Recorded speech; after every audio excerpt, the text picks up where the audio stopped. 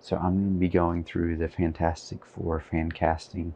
I'm going to be going through my top 5 for each character in no certain order, just the top 5.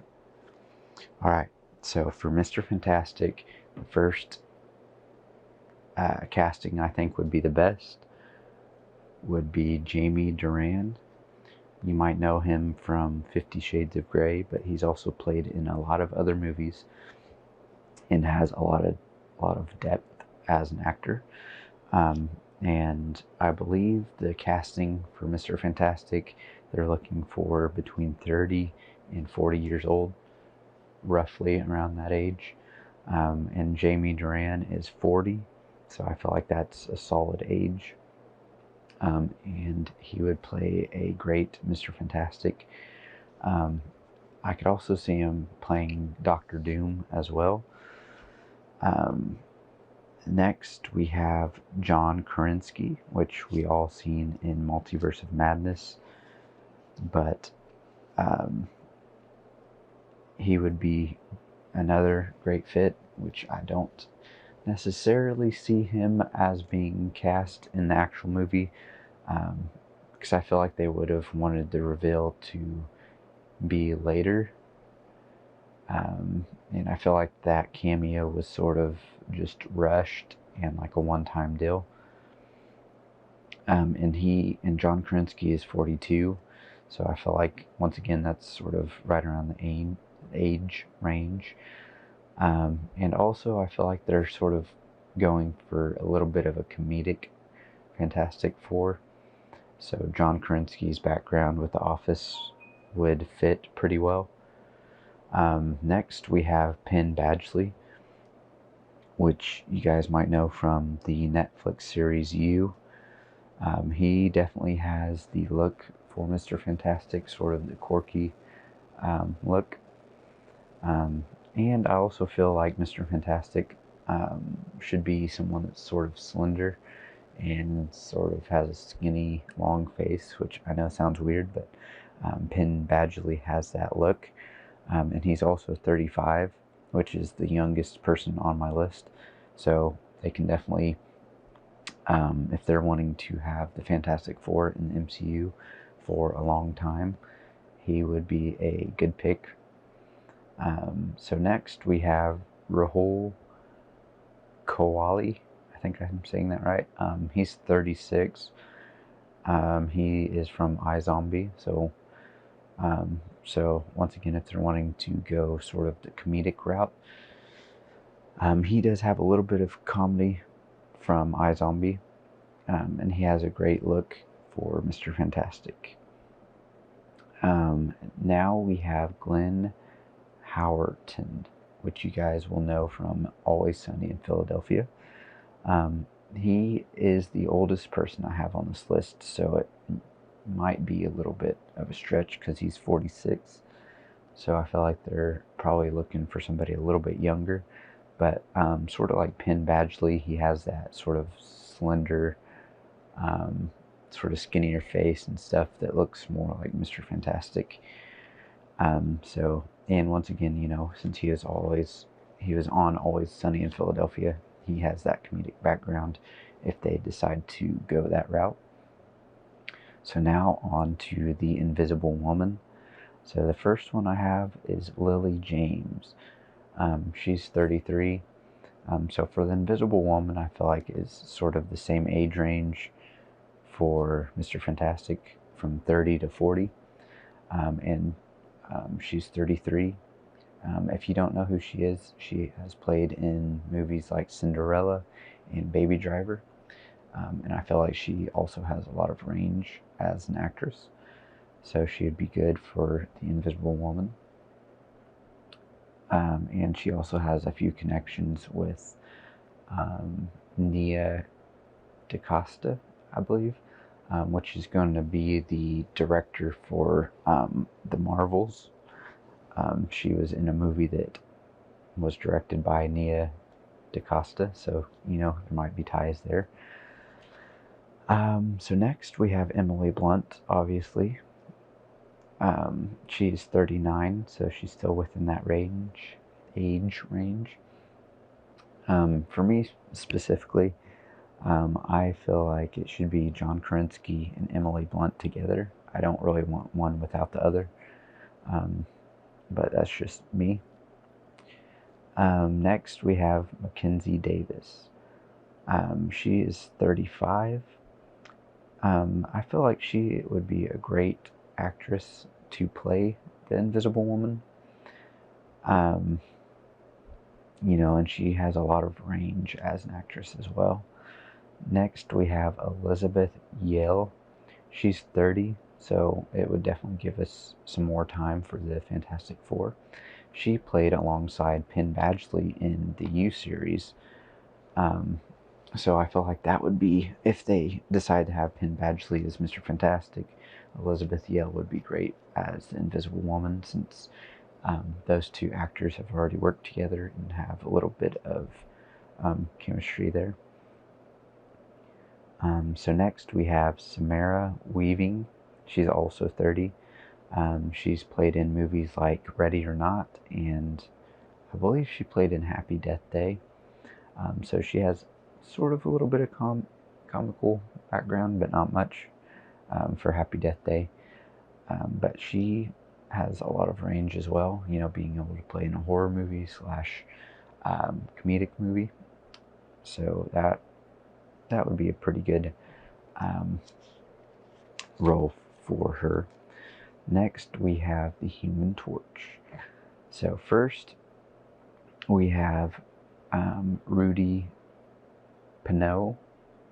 I think I'm saying that right, from The Outer Banks. He's 24, so I feel like probably for the range for Jonny Storm or the Human Torch is probably around 25, 30. So he would fit within that age range, and he definitely has the same attitude and everything as Jonny Storm, sort of like the bad boy type, but has a heart deep down. I think he embodies that character, as far as his Outer Banks character. So next we're going on to Joe Keery, which you guys probably know as Steve Harrington from Stranger Things. He's 30, so he's within that age range, and he sort of has that same his Stranger Things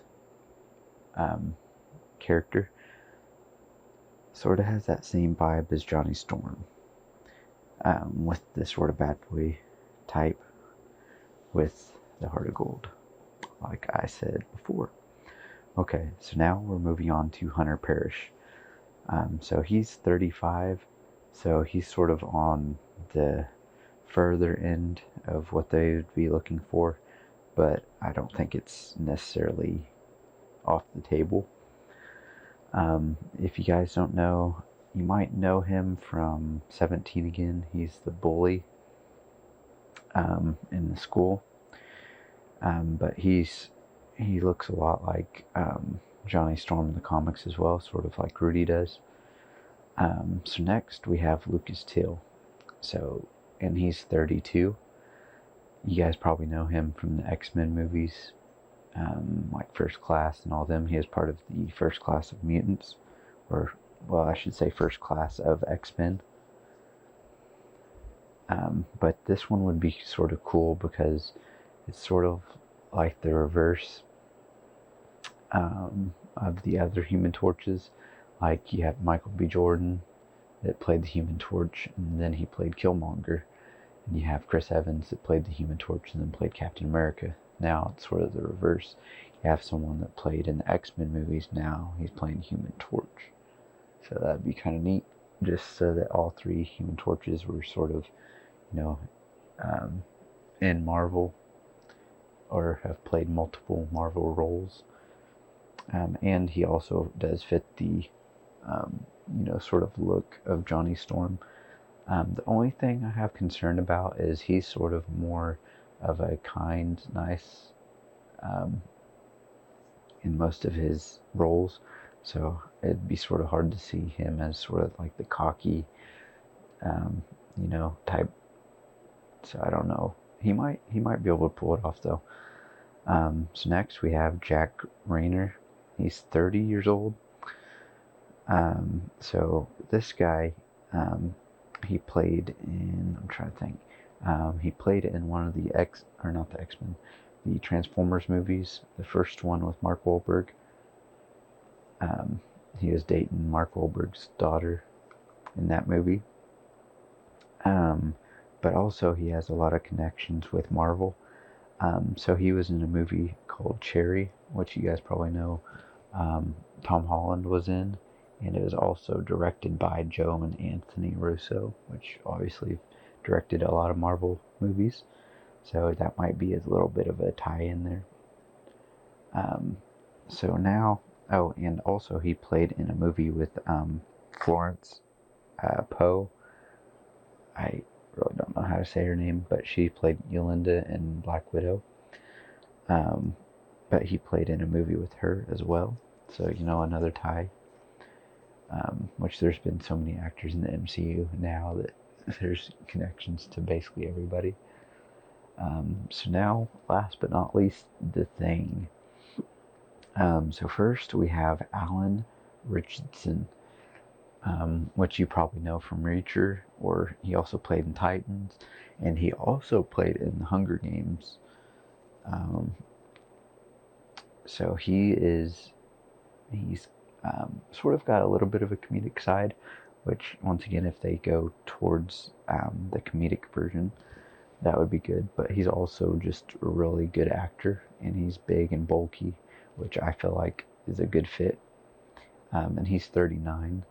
So for The Thing, I feel like they're sort of in the same range as like Mr. Fantastic, because Mr. Fantastic or should I say Reed Richards and Ben Grimm were friends. So they're around the same age. So around 30 to 40. Next we have Seth Rogen. He might seem like a weird choice for The Thing, but he does really great voiceover.